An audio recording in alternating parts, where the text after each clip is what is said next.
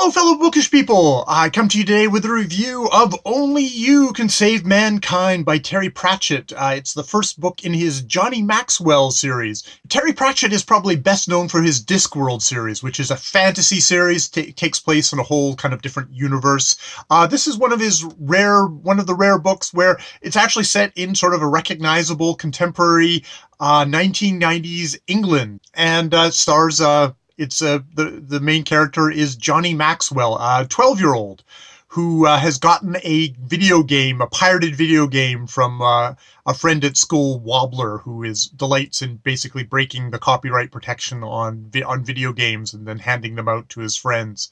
I'll come back to that later because that's where the nostalgia bite gets for me.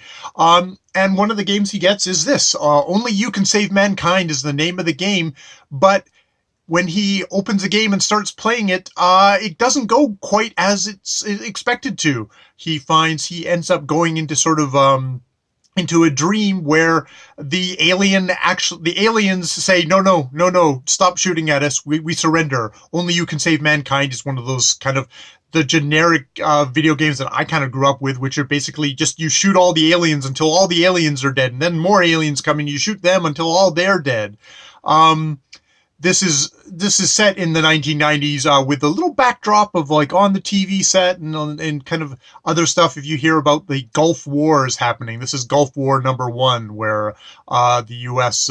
Went in and saved Kuwait from Iraq, and then when it went through and started bombing Iraq, and that was the first tangle for the Americans had in the region, which would obviously expand later on. And it's not a surprise that this is a book where Johnny gets this thing of like the aliens surrender to him, and Johnny, unlike a lot of trigger happy little 12-year-olds, myself included, doesn't shoot back, doesn't continue shooting and just destroy all the aliens. He goes, oh, well, they don't want to fight, and he ends up taking the surrender.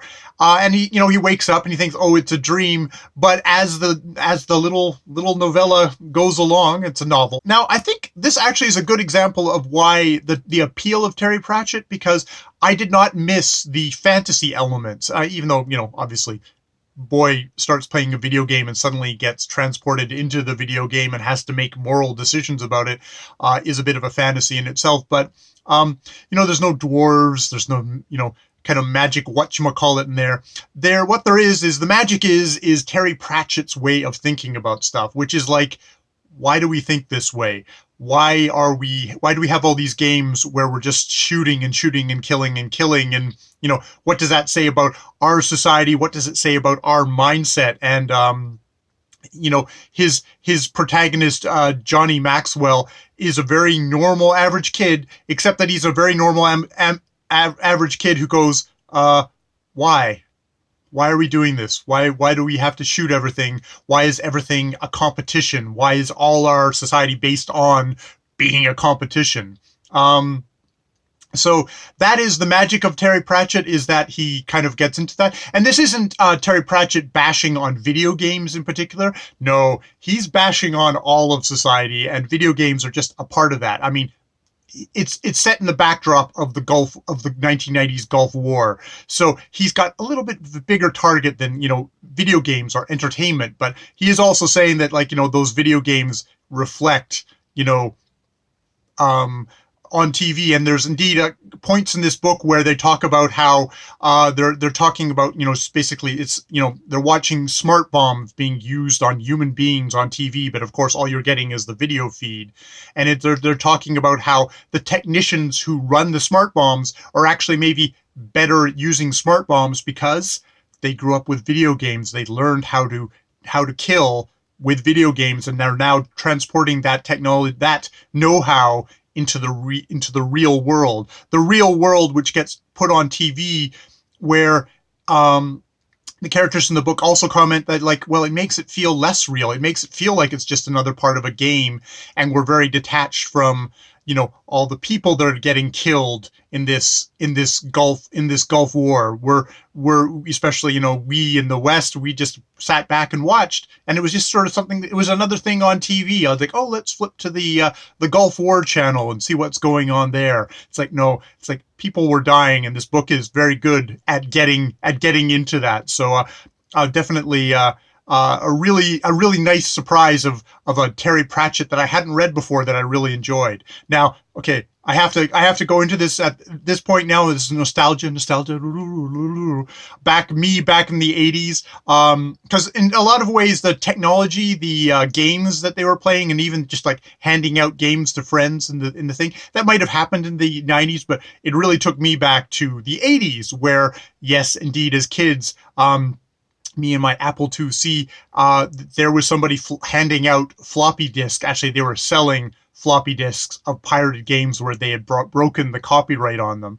And I always remember that fellow because he was, another fellow student at the school, but one of his sidelines, he was very much of a hustler. It's like one of his sidelines was, us littler kids would come in and we'd buy video games from him, and his other sideline was he'd like be selling drugs to the older kids. I was only ever into the video game side of thing, but I always kind of remembered that that was a part. It's like before the internet, and you could just safely steal all your ill-gotten stuff.